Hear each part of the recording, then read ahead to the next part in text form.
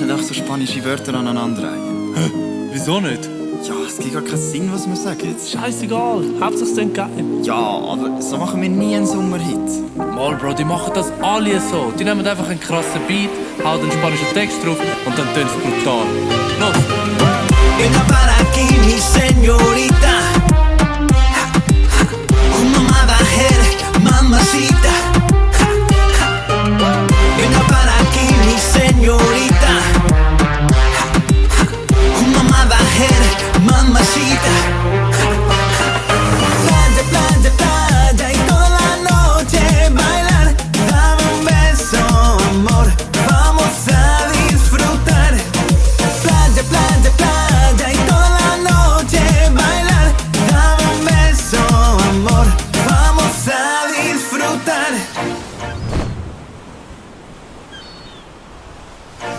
Ich hab mal träumt von so einer Chica, en Rebuse Station.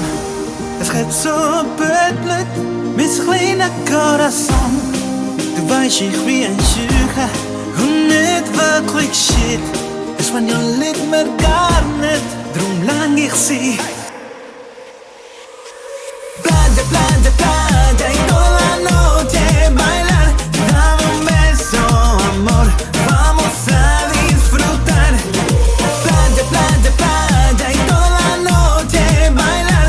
Dame un beso, amor, vamos a disfrutar.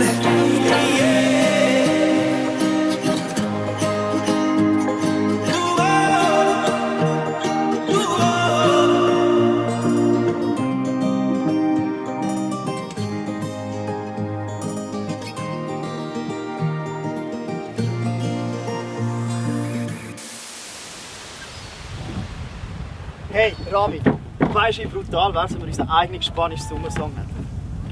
Ja, und du kannst Spanisch, oder was? Nein, wie stelle ich jemanden an, der Spanisch kann? Nein, es braucht ja so einen schweizerdeutschen Teil und das geht ja gar Ja, aber nicht. das macht doch auch der, das wäre doch lustig. Ja, cool. Aber dann müssen wir auch das Video geil filmen, nicht so auf dem Greifen sein. Ja, irgendwie, weißt du, so eine Yacht noch auf dem Meer mit so Drohnenschutz, weißt du, wie geil? Alter, fix. Ja, Jungs, beruhigt euch mal, ich mach das eh nie.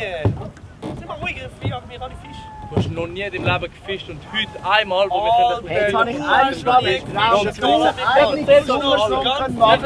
Nein, sorry, er hat Nein, normal machen, nein, aber du... das hier Lass mich mal, Robby, bist mal ruhig. Nein, das ist nicht mal